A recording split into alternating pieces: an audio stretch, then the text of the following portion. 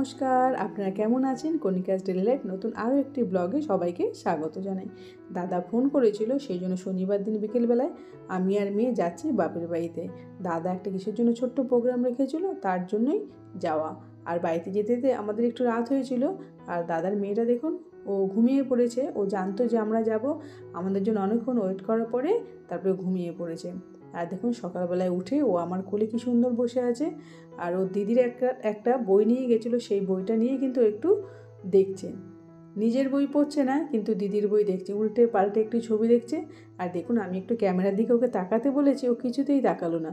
ওর খুব লজ্জা লাগছে, কিন্তু কথা বলে এত সুন্দর যে কোথা থেকে ও গুছিয়ে গুছিয়ে এত সুন্দর কথা বলে, মানে ভাবাই যায় না। আরে দেখুন ওর খেলনাগুলো পুরো জানলার মধ্যে ছড়ানো ছিটানো। কিছু কিছু খেলনা তো একদম ভেঙেই ফেলেছে, বাচ্চা মানুষ এগুলো তো করবেই। দেখুন একদম পুরো জানলা জুড়ে ওর খেলনা। এবার সকালবেলায় উঠে ঠাকুরঘরের সামনে আমার মা একটা সুন্দর গাছ লাগিয়েছিল, দেখুন কত সুন্দর ফুল ফুটেছে। সকালবেলায় গাছটাকে দেখে তো আমি অবাক হয়েছি, পুরো গাছ জুড়ে এত সুন্দর ফুল ফুটেছে। ফুলগুলো অন্যরকম, চট করে কিন্তু সব জায়গায় এই গাছগুলো দেখা যায় না। আর আপনাদের একটা খুব সুন্দর আওয়াজ শোনাবো, শুনতে পেলেন? মাথার ওপর দিয়ে কত পাখি উড়ে যাচ্ছে, তারই কিচিরমিচির আওয়াজ। এটা কিন্তু সম্ভব গ্রামের দিকে, কারণ শহরের দিকে তো খালি কাকের আওয়াজ, গাড়ি ঘোড়ার আওয়াজ। আর গ্রামের দিকে কিন্তু এই আওয়াজগুলো একদম থাকে না, শুধুমাত্র পাখির আওয়াজ শোনা যায়। তখন কিন্তু মনটা খুব ভালো হয়ে যায়। ও পুচকিটা দাঁড়িয়ে আছে গাছের সামনে, আর পিছনে গাছ, কি সুন্দর ফুল ফুটেছে বাবা। আর পুচকির মা ফুল তুলছে, ভালো লাগছে সকাল সকাল নিজের গাছের ফুল তোলা। এই পুচকিটা পরের দিন সকালবেলায় কিন্তু খুব তাড়াতাড়ি ঘুম থেকে উঠে পড়েছে। ও জানে যে ওর পিসি আর দিদি আসবে, সেই জন্য তাড়াতাড়ি ঘুম থেকে উঠেই আমাদের খুঁজতে শুরু করে দিয়েছে যে পিসি আর দিদি কোথায় গেছে। ও আমাদের দেখে তো খুবই আনন্দ পেয়েছিল। শিউলি ফুল ফুটেছে, আমার তাকা তাকা তাকা এদিকে।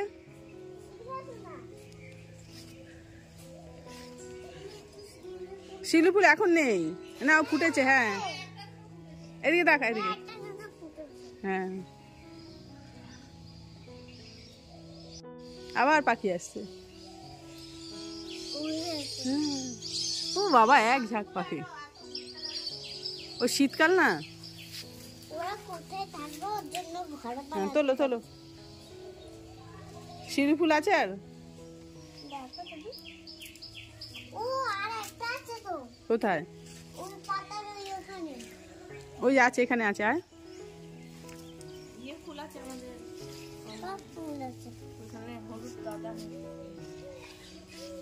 হলুদ গাঁদা বাড়িতে আরও অন্য জায়গায় আরও অনেক গাছ আছে, ফুলের গাছ। ওর মা বলছে, আবার ও কিন্তু সঙ্গে সঙ্গে আমাকে বলছে, বলে জানো তো ওইখানে এই গাছ আছে, ওই গাছ আছে। ও আবার শিউলি ফুল তুলছে, কারণ শীতকালে মানে পুজোর সময় অনেক ফুল ফুটেছিল, এখনও কিন্তু একটা দুটো ফুল গাছে ফুটে যাচ্ছে। আর এই যে নীল রঙের ফুলটা দেখতে পাচ্ছেন, এটা হচ্ছে নাইটেঙ্গেল। আমাদের এখানে সাদা ফুল দেখতে পাই, কিন্তু এখানে দেখলাম নীল রঙের। দেখতে কিন্তু বেশ ভালোই লাগছিল, পুরো গাছ জুড়ে একদম ফুলে ভর্তি হয়েছিল। আর দেখুন এখানে কিছু আছে রক্ত গাঁদা, ও বলছিল রক্ত যাবা। দেখুন কত সুন্দর দেখতে লাগছে। কিছু কিছু গাছ নষ্ট হয়ে গেছে। এই গাছগুলো আমার মা লাগিয়েছিল, মা থাকতে জল দিত, বৌদিও দেখতো, কিন্তু বৌদি এখন একা পড়ে যাওয়াতে খুব কষ্ট হয়ে যাচ্ছে বৌদির। আর এখানে দেখুন নয়নতারা, তারপরে আবার থানকুনি পাতা এই টবের মধ্যে লাগানো আছে। আমি আবার পুচকিটাকে বলছি, কি রে থানকুনি পাতার রস খাবি? ও বলছে না না, আমি একদম থানকুনি পাতার রস খাবো না। ও আবার আমাকে অন্যদিকে নিয়ে যাচ্ছে, এই যে একটা জবা গাছ, জবা গাছটাতে বেশ সুন্দর ফুল ফুটেছে। আর এখানে হলুদ গাঁদা ফুল, এই যে মায়ের হাতে লাগানো কুমড়ো গাছ, গাছটা কিন্তু এখনও বেঁচে আছে। আর গাছটাকে দেখলে সত্যি মায়ের কথা মনে পড়ে। গাছ এটা ফুলে, ওইটা নীল আছে। হ্যাঁ এটাও নীল আছে, ভালো এটা।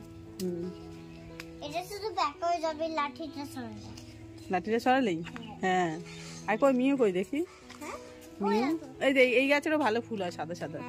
এই মিউ, তুই বসে আছিস? ভয় ভয় বসে দেখি।